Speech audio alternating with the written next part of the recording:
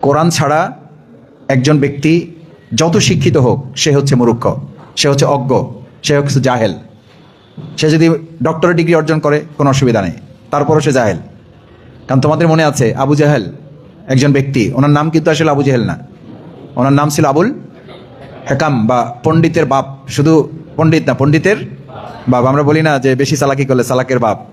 তো সে ছিল শিক্ষিতের বাপ, পণ্ডিতের বাপ, বিদ্যার শিক্ষকের বাপ ছিল সে। তার মূল নাম ছিল আবুল হেকাম। সব জানতো, শুধু কোরআন জানতো না, কোরআন মানতো না, কোরআন বুঝতো না, কোরআনকে বিশ্বাস করতো না।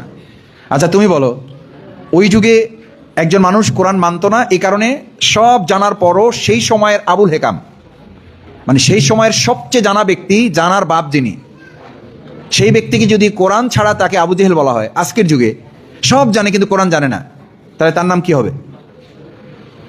সব জানে শুধু কোরআন জানে না, তাহলে তার নাম কি হবে? এটা আসতে বলতেছি এই জন্য যে তোমরা বোধহয় টুকটাক জানো না। আমরা সব কিছু জানি কিন্তু কোরআন জানি না, তাহলে আমার নাম ওই সময়ে যেমন আবু জেহেল ছিল, আজকের যুগেও সে আবু জেহেল এই কারণে হবে যে কোরআন হচ্ছে আমাদের সমস্ত জ্ঞানের মূল চাবিকাঠি। প্রিয়নবী মুহাম্মদ রাসূলুল্লাহ সাল্লাল্লাহু আলাইহি ওয়াসাল্লাম শুধু আদর্শ সেনাপতি না, আদর্শের সেনাপতি, আদর্শ শিক্ষক, আদর্শ রাজনীতিবিদ, আদর্শ সমাজ সংস্কারক, আদর্শ অর্থনীতিবিদ, আদর্শ সংস্কৃতি ব্যক্তিত্ব, এই সব কিছুর আদর্শ হচ্ছে তিনি। তার নামই দেওয়া হয়েছে, আল্লাহ তাআলা ঘোষণাই করেছেন লাকাদ কানা লাকুম ফি রাসূলিল্লাহি উসওয়াতুন হাসানা।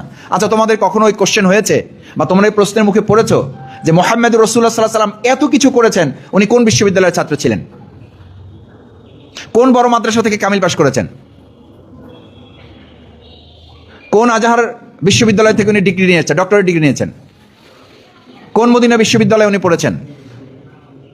ওনার বিশ্ববিদ্যালয়ের নাম কি? ওনার বিশ্ববিদ্যালয়ের নাম মহাগ্রন্থ কি নাম বলো? আল কোরআন। এই বিশ্ববিদ্যালয়ের উনি ছাত্র ছিলেন, এই বিশ্ববিদ্যালয়ে উনি পড়াশোনা করেছেন। এই কোরআন জানার আলোকেই উনি আদর্শ শিক্ষক হয়েছেন, এই কোরআন জানার আলোকে আদর্শ স্বামী, এই কোরআন জানার আলোকে তিনি আদর্শ সেনাপতি, এই কোরআন জানার আলোকে তিনি আদর্শ অর্থনীতিবিদ, এই কোরআনের মাধ্যমে তিনি আদর্শ একজন মসজিদে নববীর ইমাম ছিলেন। এই কোরআন জানলে মসজিদের ইমাম হওয়া যায়, রাস্তায় মানুষের অধিকার আদায়ের আন্দোলনে নেতৃত্ব দেওয়া যায়। এই কোরআন জানলে, ডানে যারা বসে আছে তারা মনে করতে যে সব তো এই পাশের জন্য, আমাদের জন্য কি? এই কোরআন জানলে ঘরে রান্নাও ভালো করা যাবে। এই কোরআন জানলে আবার সমাজ পরিচালনায় হযরত খাদিজাতুল কুবরা, আয়েশা সিদ্দিকা রাদিয়াল্লাহু তাআলা, সুমাইয়া রাদিয়াল্লাহু তাআলা প্রয়োজনে জীবন বাজি রাখতেও তারা উদ্বুদ্ধ উৎসাহিত হবে এই কোরআন জানলে। আর এই কোরআন না জানলে তোমার অবস্থা সেই যুগের মতো হবে যেই যুগে এই কন্যা সন্তানদেরকে এখন বলা হয় যে ও তুমি নেকাব পড়ো, হেজাব পড়ো, তুমি তো মানে পিছাই আছে অনেক। পিছাই ছিল কারা? পিছাই তো ছিল যারা কোরআন নাজিলের আগে এই কন্যা সন্তানদের, এগুলো বলতে হবে তোমাদের, এগুলো তোমরা জানো, তোমাদের এগুলো সাহস করে বলতে হবে যে এই কোরআন, এই ইসলাম, এই হিজাব, এই নেকাব এগুলো আসার আগে এই কন্যা সন্তান জন্ম নিলে তারা দুঃখ ভারাক্রান্ত হয়ে ঘর থেকে বের হতে লজ্জাবোধ করতো এবং এই কন্যাদেরকে জীবন্ত কবর দিত। কি নাজিলের আগে? কোরআন নাজিলের আগে। সুতরাং এই কোরআন হচ্ছে তোমার জীবনের, তোমার ইজ্জত, তোমার আব্রু, তোমার সম্মান, তোমার মর্যাদা, তোমার অধিকারের গ্যারান্টি। এই কোরআন আছে তোমার সম্মান আছে, এই কোরআন নাই তোমার মর্যাদা নাই। এটা যে নাই, এটা কি আমাদের দেশেও বোঝা যায় না? বোঝা যায় না? বোঝা যায়। আজকে কোরআন বিতরণ মানে কোরআন বিতরণ, আজকে কোরআন বিতরণ মানে কোরআনের মাধ্যমে তোমাদের মাঝে জ্ঞান বিতরণ। আজকে কোরআন বিতরণ মানে শুধু কোরআন বিতরণ না, আজকে কোরআন বিতরণ মানে কোরআনের মাধ্যমে তোমাদের মাঝে নৈতিকতা বিতরণ। আজকে কোরআন বিতরণ মানে শুধু কোরআন বিতরণ না, তোমাদের মাঝে একটা আদর্শিক শক্তির বিতরণ। আমাদের সমাজে আজকে কিসের অভাব?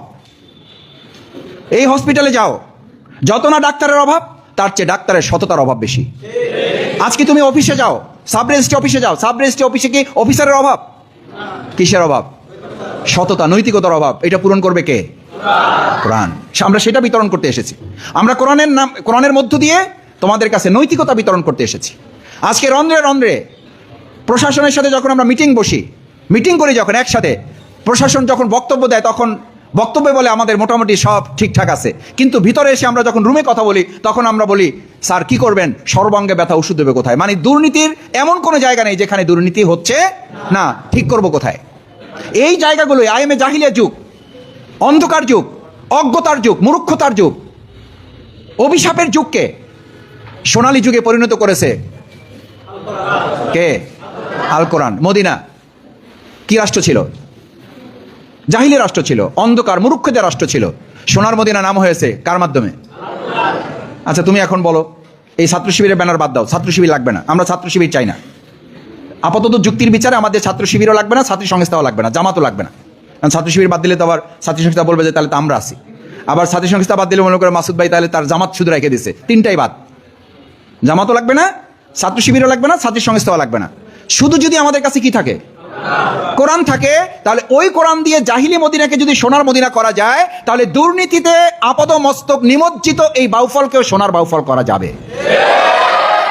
কিন্তু শর্ত একটা আছে, শর্তটা মানার জন্যই ছাত্র শিবিরের ব্যানারটা লাগানো লাগছে, শর্তটা মানার জন্যই জামাত ইসলামীকে লাগতেছে, শর্তটা মানার জন্যই ছাত্র সংস্থাকে লাগতেছে।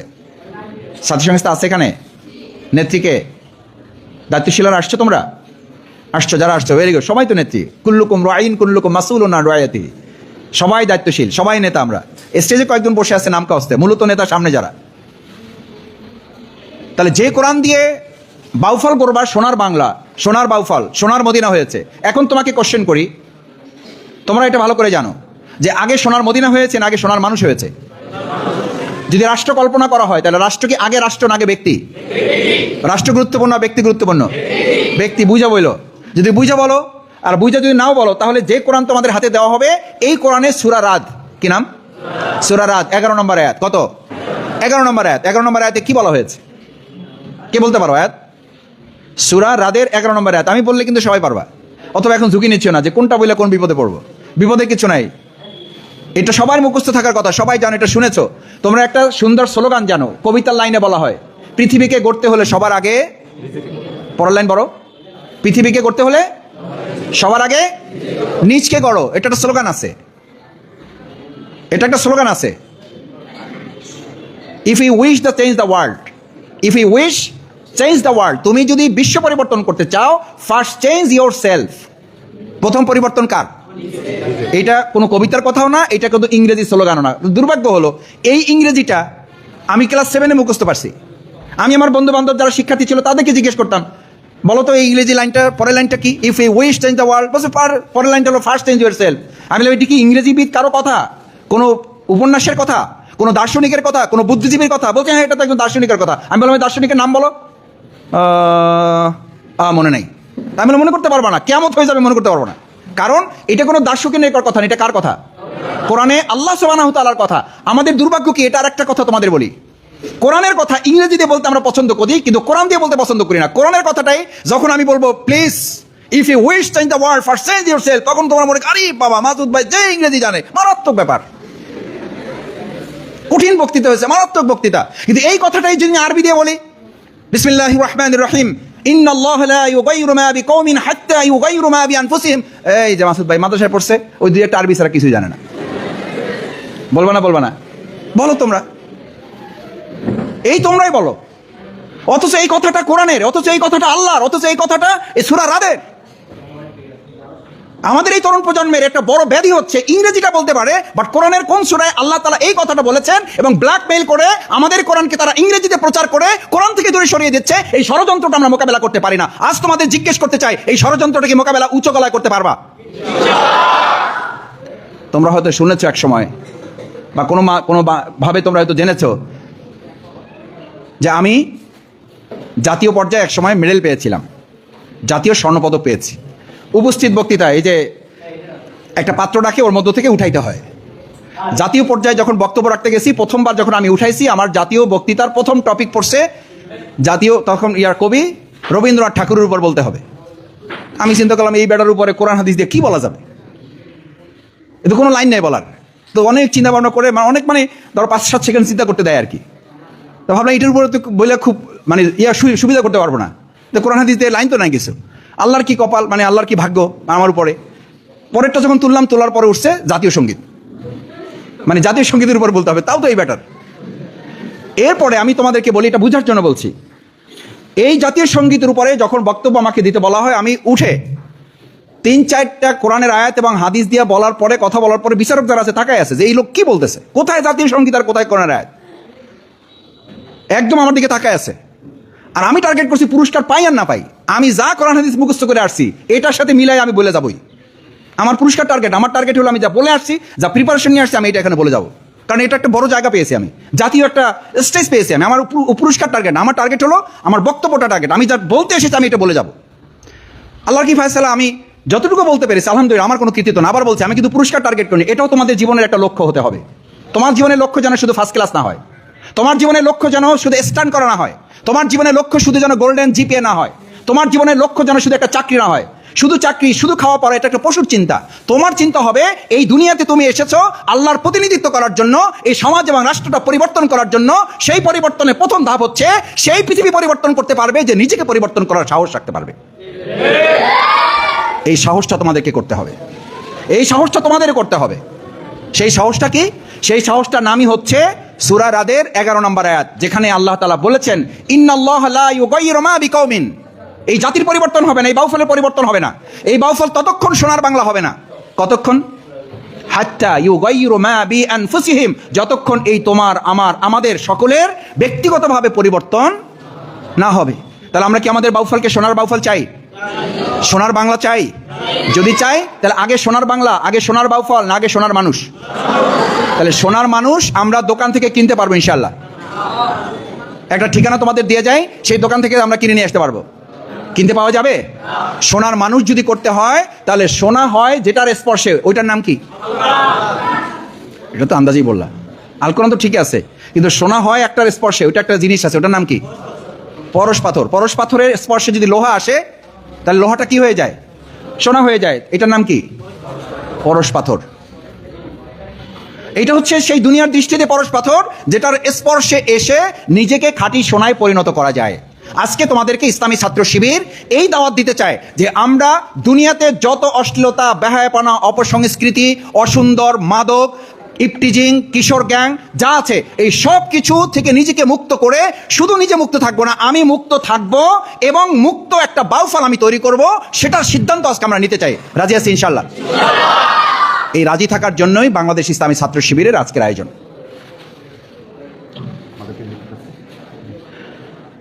যদি আজকে এই কাজটা করা যায় তাহলে আমাদের দায়িত্ব হচ্ছে আমরা এই মহাগ্রন্থ আল কোরআন কয়েকটা কাজ বলে শেষ করে দেব। প্রথম হচ্ছে, তুমি ইংরেজি জানো, বাংলা জানো, আরবি জানো, ফার্সি জানো, উর্দু জানো, সব জানো, সব কিছু তুমি জানো, কিন্তু কাল কিয়ামতের দিন ভালো করে শুনে রাখো, first class first, GPA 5, golden, সব পাইলা তুমি। আল্লাহ তাআলা এই মহাগ্রন্থ আল কোরআনে আল্লাহ তাআলা বলতেছেন, বিসমিল্লাহির রহমানির রহিম, ওয়ামান আ'রাদা আন যিকরি ফাইন্না লাহু মাঈশাতান দানকা। অতঃপর যদি তুমি কোরআন থেকে নিজেকে মুখ ফিরিয়ে নাও, কোরআন যদি তুমি না জানো, কোরআন যদি তুমি ভুলে যাও, কোরআনকে যদি তুমি অবজ্ঞা করো, ফাইন্না লাহু মাঈশাতান দানকা, এই পৃথিবীটা, এই সমাজটা, এই রাষ্ট্রটা, এই পরিবারটা, তোমার এই জগৎটা সংক্ষিপ্ত হয়ে আসবে, ছোট করে দেওয়া হবে, সংকীর্ণ করে দেওয়া হবে, তুমি কিছুই করতে পারবে না। এটা কার কথা? আল্লাহর কথা। যদি তুমি কোরআন থেকে নিজেকে দূরে রাখো, কোরআন না জানো, কোরআন না বোঝো, শুধু তাই না, বলা হচ্ছে কাল কিয়ামতের দিন তাকে অন্ধ করে উঠানো হবে। আচ্ছা, তুমি এখানে বলো, কাল কিয়ামতের দিন অন্ধ হয়ে উঠতে চাও, আমি আল্লাহকে দেখতে পাবো না, আমি ফেরেশতাকুল দেখতে পাবো না, আমি প্রিয়নবী মুহাম্মদুর রাসূলুল্লাহ সাল্লাল্লাহু আলাইহি সাল্লামের সুন্দর চেহারা মোবারক দেখতে পাবো না, আমাকে অন্ধ করে উঠানো হবে, এটার জন্য আমরা কেউ রাজি আছি?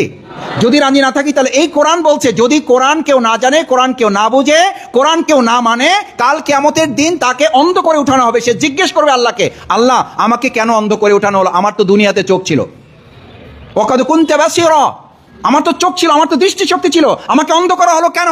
আল্লাহ তাআলা সাথে সাথে জবাব দিবেন, তোমার চোখ ছিল, কিন্তু সেই চোখ দিয়ে তুমি দুনিয়ার সব কিছু দেখেছো, শিখেছো, জেনেছো, বুঝেছো, শুধু কি শেখো নাই? শুধু কি শেখো নাই? সে কারণে কাল কিয়ামতের দিনের প্রথম শাস্তি হচ্ছে, তোমাকে আল্লাহ তাআলা বলবেন, তুমি সব দেখেছো, জেনেছো, বুঝেছো, কিন্তু শুধু যে চোখ দিয়ে তোমাকে আমি আল্লাহ নিয়ামত দিয়েছি, এই চোখ দিয়ে তুমি কোরআন শেখার কথা ছিল, কোরআন বুঝার কথা ছিল, কোরআন শেখার কথা ছিল, কোরআন চর্চার কথা ছিল, কোরআনের দাওয়াত দেওয়ার কথা ছিল, এটা তুমি দিতে পারো নাই। এই শাস্তি হিসাবে তোমাকে আজকে অন্ধ করে উঠানো হলো। এই অন্ধ করে উঠানো থেকে বাঁচার জন্য অন্তত আজকে সিদ্ধান্ত নাও, এই রমাদানের বাকি যে কটা দিন আছে, আমরা সবাই প্রথম সিদ্ধান্ত হলো আমরা শুদ্ধ করে কোরআন তেলাওয়াত করা শিখতে চাই। ইনশাআল্লাহ পারবো? ইনশাআল্লাহ, ইনশাআল্লাহ। এটা হলো 1 নম্বর কাজ, কোরআন তেলাওয়াত শুদ্ধ করে আমাদেরকে পড়া। কারণ এই মাসের মর্যাদা কেন? এই মাসের মর্যাদা তো এই কোরআনের কারণে। শাহরু রমাদান, এটা একটা মাস, রমজান মাস, উনজিলা ফিহিল কোরআন। এই মাসে কি নাজিল হয়েছে? এই পুরো প্রোগ্রাম বিতরণে আজকে ঘোষণাই দেওয়া হয়েছে কোরআন উপহার প্রদান। এখন তোমরা আসছো, আমরা আসছি, সব আছে, কিন্তু শুধু এখানে কি নাই? কোরআন নাই। এই প্রোগ্রামের কোনো মর্যাদা আছে? নাই। রমাদান মাস সম্পর্কে বলা হচ্ছে উনজিলা ফিহিল কোরআন। টার্গেটটা কি? হুদাল লিন্নাস, মানুষকে সঠিক পথ দেখাবে, আসল পথটা দেখাবে, কোন পথে গেলে তার ভালো। ছাত্ররা শিক্ষকরা যেমন বলে দেয় না, এভাবে গাইডলাইন ফলো করবা, এভাবে সাজেশন ফলো করবা, এই কয় ঘন্টা পড়বা, স্কুলের থেকে বের হয়ে যাওয়ার পরে, মাদ্রাসা থেকে বের হয়ে যাওয়ার পরে, কলেজ থেকে বের হয়ে যাওয়ার পরেও তোমাকে এই কয় ঘন্টা পড়তে হবে, এই সিলেবাসটা ফলো করতে হবে।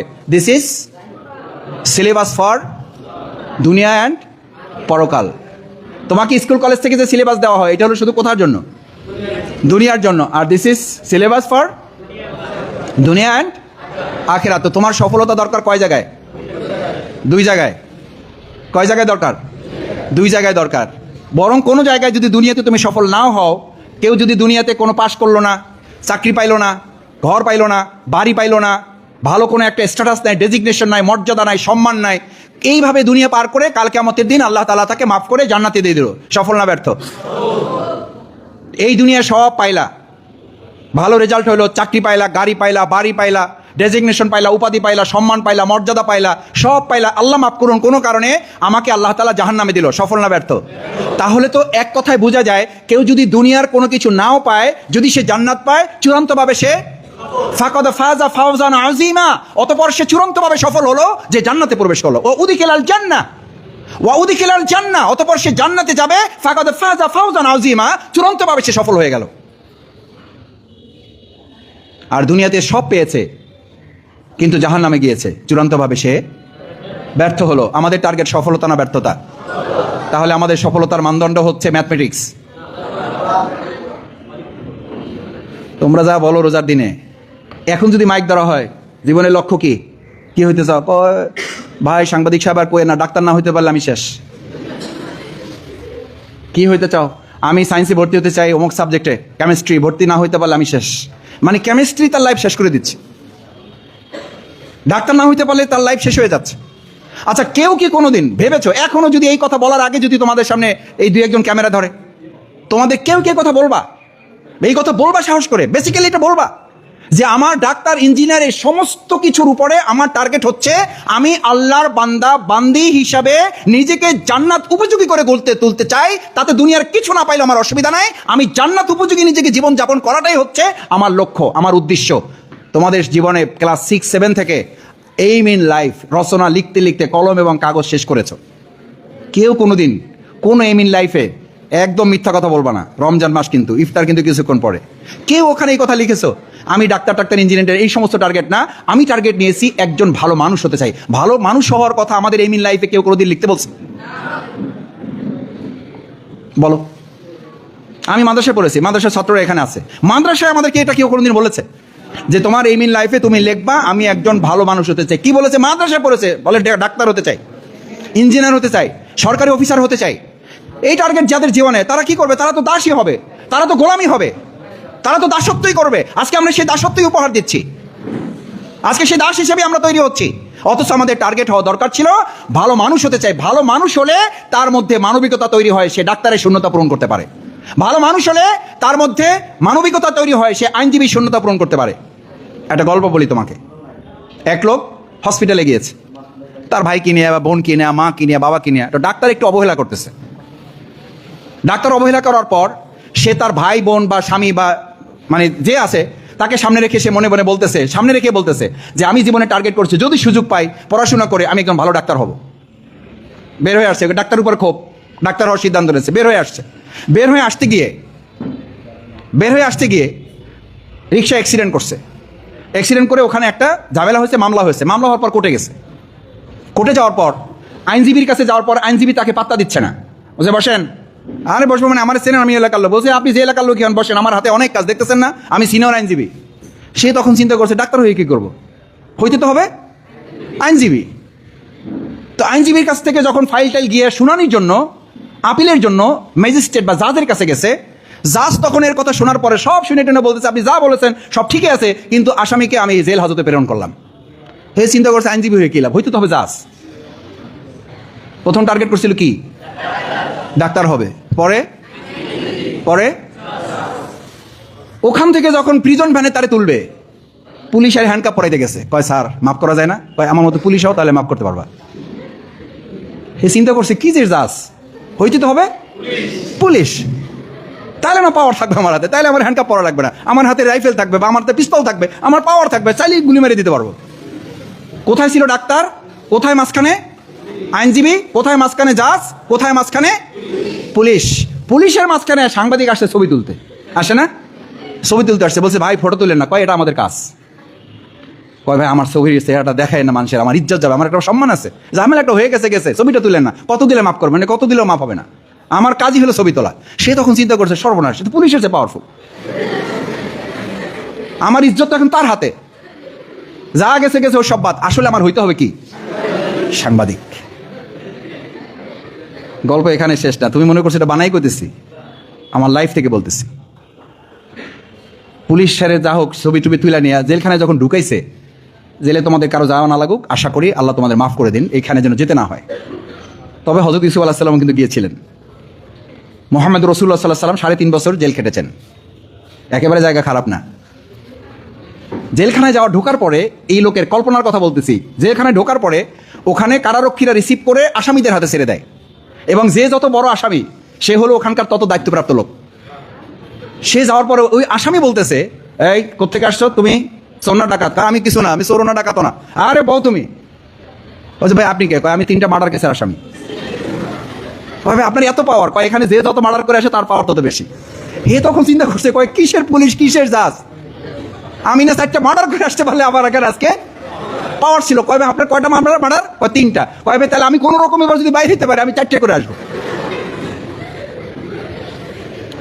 তুমি কি ভাবছো আমি তোমাকে হাসার জন্য এটা বলছি? হাসার জন্য বলি নাই। তাহলে কি তোমাকে শেষ পর্যন্ত শক্তি অর্জন করার জন্য 4টে মার্ডার করে যেতে হবে? না।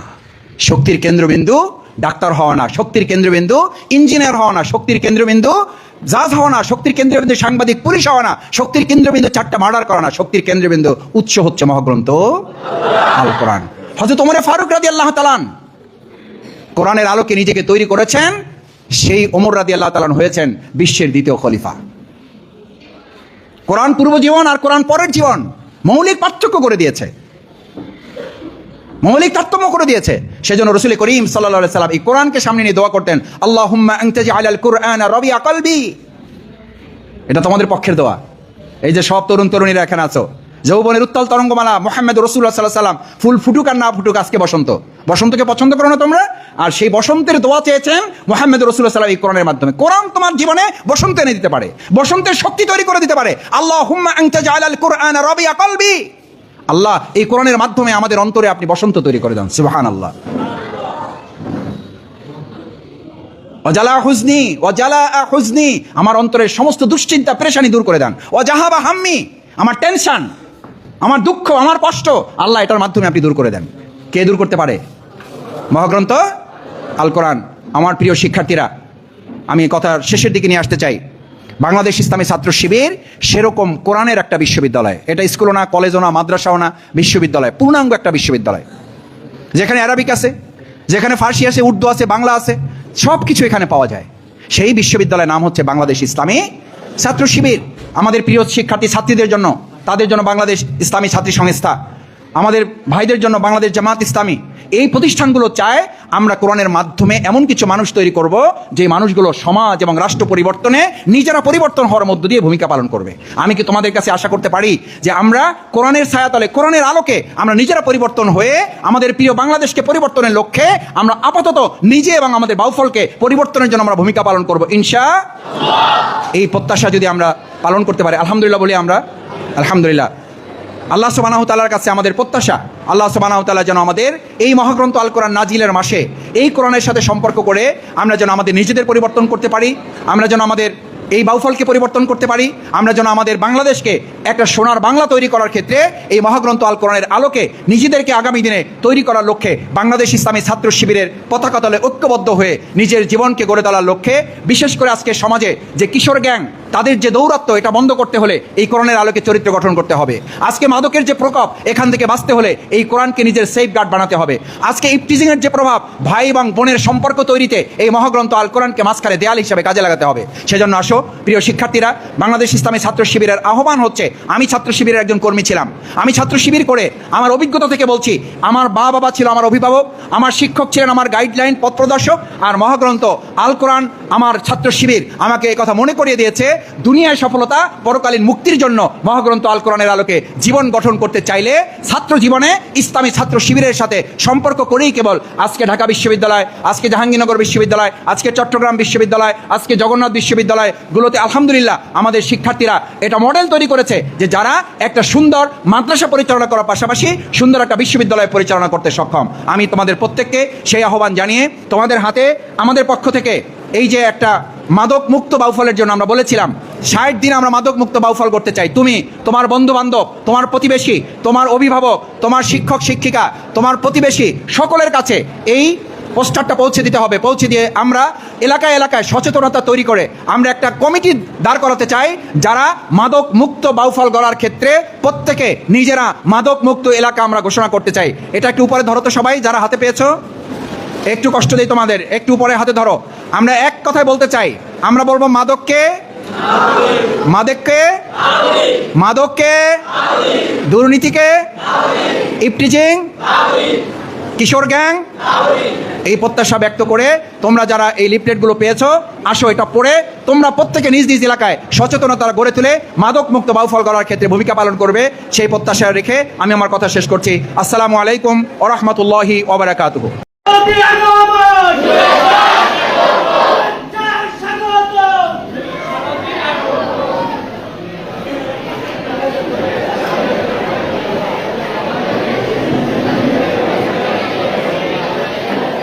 সম্মানিত উপস্থিত ভাইরা, আমাদের মাঝে উপস্থিত হচ্ছে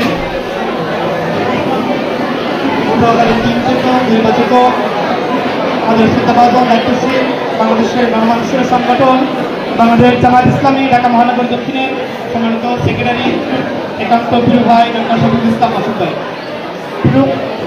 প্রিয় উপস্থিত ভাইরা, যেহেতু আমাদের ভাই চলে এসেছেন, একেবারে শেষ করে দিচ্ছে। আমি যেটা বলতে চেয়েছিলাম, রমাদানের দুইটি সাইড রয়েছে। রমাদানের একটি নেগেটিভ সাইড রয়েছে, রমাদানের একটি পজিটিভ সাইড রয়েছে। আমরা নেগেটিভ সাইডে রয়েছিলাম। রাসূলুল্লাহ সাল্লাল্লাহু আলাইহি ওয়াসাল্লাম তিনি যখন মসজিদের মেম্বারে উঠলেন তখন বললেন আমিন। তাহলে আপনারা জিজ্ঞাসা করেন আপনি কেন আমিন বলছেন? ইয়া রাসূলুল্লাহ সাল্লাল্লাহু আলাইহি বললেন এই বন্ধু জিবরাইল আলাইহিস সালাম আমার কাছে এসে বললেন ইয়া রাসূলুল্লাহ এই যারা দুনিয়াতে রমাদান পেল, রমাদান পেয়েও তার জীবনের সমস্ত গুনাহগুলোকে মাফ করতে পারলো না, তারা যেন ধ্বংস হোক। আমরা যেরকম দেখতে পেলাম, ঈমান হইতে সাথে যদি রোজা রাখি আমাদের জীবনের গুনাহগুলো মাফ করে হবে, কিন্তু অপরদিকে যদি আমরা আমাদের জীবনের রমাদান পেয়ে যদি গুনাহগুলোকে মাফ করতে না পারি, তাহলে আমাদেরকে রাসূল সাল্লাল্লাহু আলাইহি সাল্লাম যদি আমিন বলেছেন, তার মানে কি আমাদের পৃথিবীতে ধ্বংস অনিবার্য। আসুন আমরা গুনাহমুক্ত সমাজ করি এবং নিজেকে রমাদানের যে শিক্ষাটা রয়েছে সেই শিক্ষায় শিক্ষিত হয়ে আমরা রোজা রাখি। রোজা রাখার মাধ্যমে এই সমাজ ও রাষ্ট্রে যে রমাদানের শিক্ষাটাকে আমরা ছড়িয়ে দিই এবং কোরআনের কাফেলার সাথে নিজে সম্পৃক্ত হই। আসুন আমরা শহীদ ঈদগাহর সাথে সম্পৃক্ত হয়ে, কোরআনের কাফেলাতের সাথে সম্পৃক্ত হয়ে সুন্দর সমৃদ্ধ বাংলাদেশ নির্মাণ করি। ওমা তৌফিক ইল্লা বিল্লাহ। আসসালামু আলাইকুম ওয়া রাহমাতুল্লাহ। প্রিয় উপস্থিতি, আমাদের প্রোগ্রামের প্রধান অতিথি আপনারা দেখতে পেয়েছেন, আমাদের একান্ত প্রিয় ভাই ডক্টর শফিকুল ইসলাম মাসুদ ভাই উপস্থিত হয়েছেন। আমরা যেন প্রোগ্রামের শেষ পর্যন্ত আমাদের শৃঙ্খলা ঠিক রেখে কথা না বলে শেষ করি। আমাদের প্রধান অতিথি যখন এসেছেন, আমাদের প্রোগ্রাম অল্প কিছুক্ষণের মধ্যে শেষ হবে ইনশাল্লাহ। প্রিয় উপস্থিতি, আমাদের আজকের অনুষ্ঠানে এখন বক্তব্য রাখবেন আজকের অনুষ্ঠানের প্রধান অতিথি বাংলাদেশ ইসলামী ছাত্র শিবিরের সাবেক কেন্দ্রীয় সভাপতি, বাংলাদেশ জামায়াত ইসলামীর কেন্দ্রীয় নির্বাহী সদস্য ও ঢাকা মহানগরী দক্ষিণের সেক্রেটারি, পটুয়াখালী 2 বাউফল আসনের সম্মানিত সংসদ সদস্য, আমাদের সকলের প্রিয় ভাই ডক্টর শফিকুল ইসলাম মাসুদ এখন বক্তব্য নিয়ে আসছেন। ডক্টর শফিকুল ইসলাম মাসুদ ভাই।